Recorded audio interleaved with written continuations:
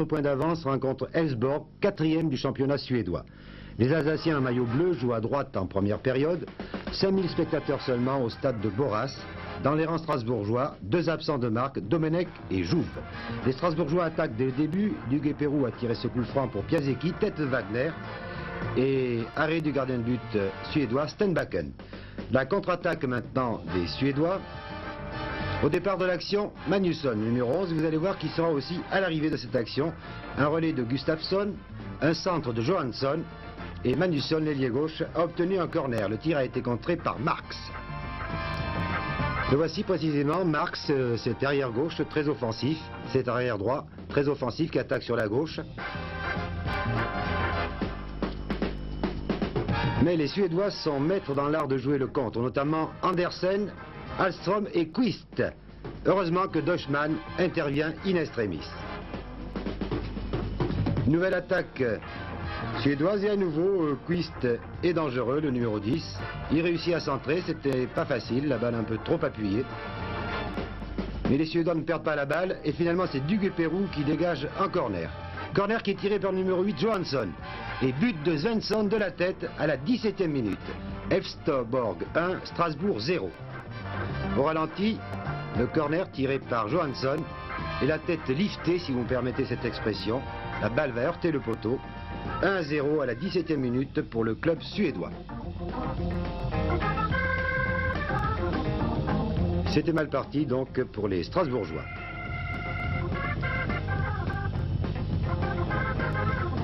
Les Strasbourgeois qui attaquent sur l'aile droite, qui essayent d'égaliser. Vous avez vu le numéro 8, Erlaché. Duguay-Pérou, le capitaine. On cherche Erlaché qui arrive trop tard et le gardien de but Stenbacken peut se saisir de cette balle. Nouvelle attaque par Piasecki qui cherche Gemrich à l'aile gauche.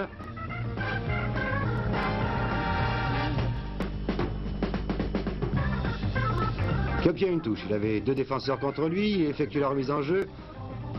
Erlaché, centre et dégagement de l'immense Malberg qui mesure 1,92 m. Là, quand même, Stenbacken a eu chaud. Un coup franc pour Strasbourg, qui domine en ce moment. Toujours le dégagement de cette défense suédoise qui est très grande. Les Vikings aussi, comme dirait Pierre Fula. Et une nouvelle attaque suédoise. Vous allez voir, Alfström à la lutte avec Specht. Quist aussi était présent. Specht tombe et l'arbitre siffle penalty. Alors là, regardez bien le ralenti. La faute de Specht n'est vraiment pas évidente. Voici le ralenti. Nous allons arrêter l'image d'ailleurs et vous allez voir que Specht n'a vraiment pas commis de faute. Nous l'avons regardé plusieurs fois. Monsieur Annussen, le Danois, semble bien avoir commis une erreur.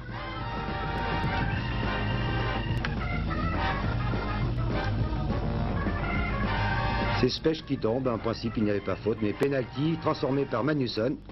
2-0 pour Elfsborg sur un magnifique contre-pied. Il restait 1 minute à jouer avant la fin de la première période. Et malgré cette attaque de Duguay-Pérou, ce centre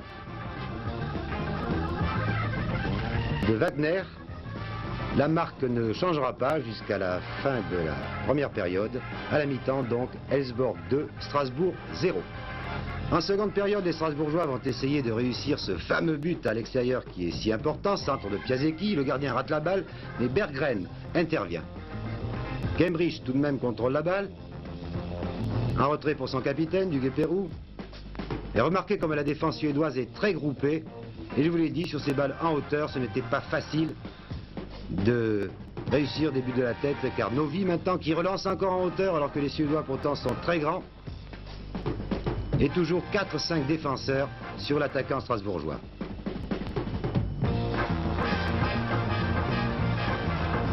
On ne s'embarrasse pas de Fioriture non plus, un tir terrible du numéro 10 Quist qui a été sans doute l'attaquant le plus dangereux, un corner tiré par Magnusson.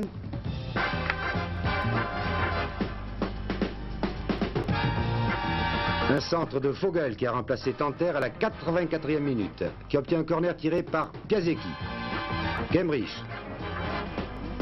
Encore une balle aérienne, mais là c'était bien joué. Dégagement au point de Stenbacker. C'est un corner tiré par Piasecki, qui reprend la balle qui tire, mais l'angle de tir est vraiment très fermé. Nouveau corner, à nouveau tiré par Piasecki. Décidément, les Strasbourgeois dominent. Une tête d'air lâché à côté.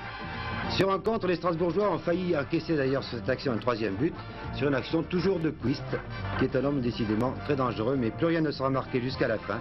Esborg bat Strasbourg par 2-0. Ce n'est pas un handicap insurmontable, Saint-Étienne l'a prouvé à plusieurs reprises dans le passé, mais il est vrai que pour Saint-Étienne, c'est un passé glorieux.